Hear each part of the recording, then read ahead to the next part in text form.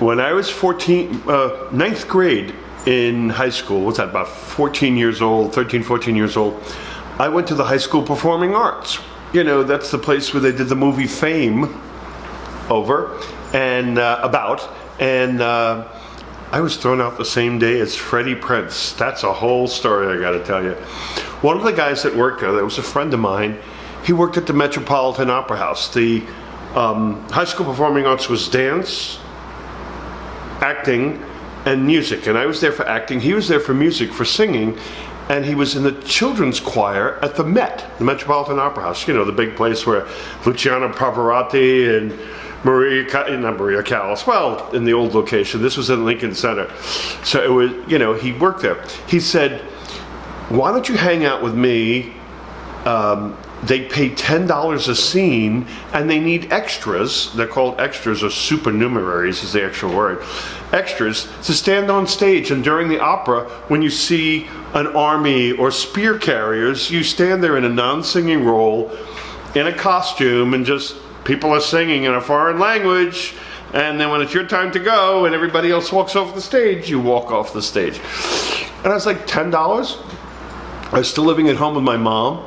And my dad, and I thought, okay, great. So after going to high school, I'd go to my friend's house, and from there, in the evening, about 7 o'clock or something like that, we would go to the Met, and there were different operas. We were in Aida. We'd paint ourselves with body paint and put on a little loincloth, and we had a King Tut little hat on, and there were processionals across the stage. We did Carmen, Aida, Tosca, Norma, El Trovatore, and we used to have so much fun backstage.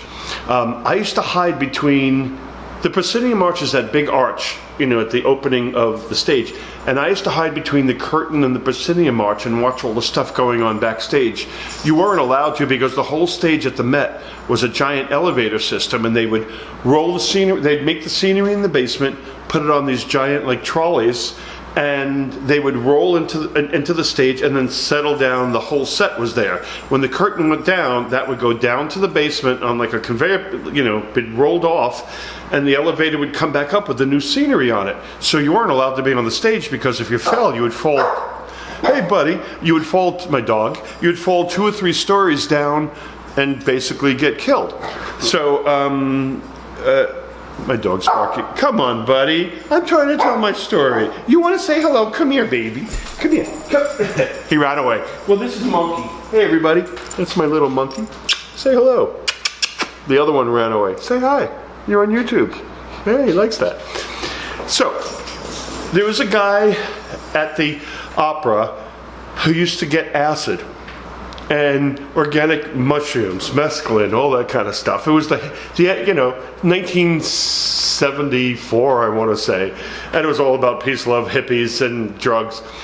And I was 14 years old. My friend was 14 or 15, and they the extras ranged from 14 years old to like 35-year-old, 40, 50-year-old die-hard opera queens. That was the only way they could get to see an opera, is to be an extra on stage and get paid for it.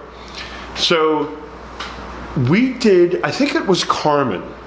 There was a processional, and everybody, except for 1 or 2 people, everybody dropped acid. All the extras one day dropped acid. So the acid's starting to kick in, and we're tripping our friggin' brains out, and we had to go backstage and line up in this procession, and we had to walk across the stage in a processional with horses in front of us, and we were coming into, I don't know, it was, you know, Aida. I mean, was it Aida? I guess we're coming into some town city in Egypt, and this is the big processional while they're singing their brains out. And we're so obliterated. We're standing off backstage, and then all of a sudden it's the time for the processional to start, and the horses go out in front of us, and we have sandals on and loincloths and spears and Egyptian, cloth, hats and stuff like that. And you get out onto the stage, and all the lights are really hot, and we're all tripping our brains out. I remember thinking, oh, I'm in the middle of the desert, and everything is orange and warm and bright, And I'm thinking, oh my God, in my sandals I could feel the warm sand. It's just so nice and warm and wonderful. And we paraded across the stage and went back off stage, and some guy starts screaming at us, come over here real quick. What had happened is the horses in front of us had taken poops all over the stage, because they're supposed to schedule their meals or something so they don't poop. And all of us were tripping our brains out in sandals, walking through horse SH, you know what. And our feet were covered in poop, but we were tripping our brains out like we were walking through this warm desert sand. So they set up big buckets of water in the hallway. They couldn't do it on stage, in the hallway, and we had to all walk through a couple of things of water to get the horse poop off, so we wouldn't drag it through the hallways and back up to our dressing rooms upstage. And I remember I'd ride home on the subway, and we were covered in orange, liquid paint, and you couldn't get all of it off, so it kind of looked like I had some weird disease, because it would be all orange, kind of like dripping, because I was a kid. I just washed my face and ran out. People would see me on the subway and run away. And it lasted for 2 seasons at the Met. I did a whole bunch of operas, and in the summertime, the Met took a little vacation, and then the Stuttgart Ballet came in, and we were in the ballet. We would be like on a balcony, and making arm gestures, to the dancers below as they were dancing. I was living at home, and my mom found out that there were homosexuals at the opera.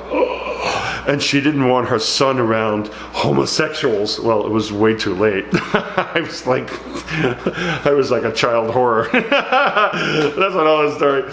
But so she wrote a letter to the management and told them that they had to let me go because there were homosexuals there, and she didn't want her son around homosexuals. So unfortunately, I had to give up the opera, and that's okay, because 2 months after she wrote that letter, I ran away from home, which is a whole other story I got to tell you about winding up in the infamous Continental Baths and seeing an unknown performer known as Bette Midler and her unknown piano player called Barry Manilow. But that's for another story.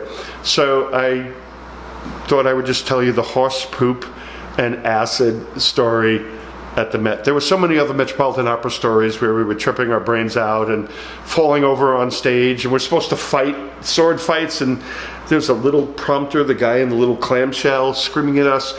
We were supposed to die, and we're tripping our brains, lie down, die, and we're like, oh, there's voices. So it was quite an experience. I was glad I got onto the Metropolitan Opera stage. We'll say one thing, when you walked out on that stage, you felt the intensity of the audience looking at you. There was the stage, the 3 walls, and then there was this black void, but you felt everybody's eyes staring at you. And it had 6 or 7 or 8 tiers. You just felt this of energy coming at you. So there's my Metropolitan Opera story, and thank you so much for still following along and for subscribing. And I say this every story, but please subscribe, please hit the bell button, and please tell your friends. I'd like to do more of these. I've got lots of crazy stories. I've been making notes, and things are popping up in my mind that I'm remembering. So I definitely want to keep giving you guys this stuff. Thank you again. Thank you for listening. Thank you for coming on this ride with me. Share it with your friends. And thank you.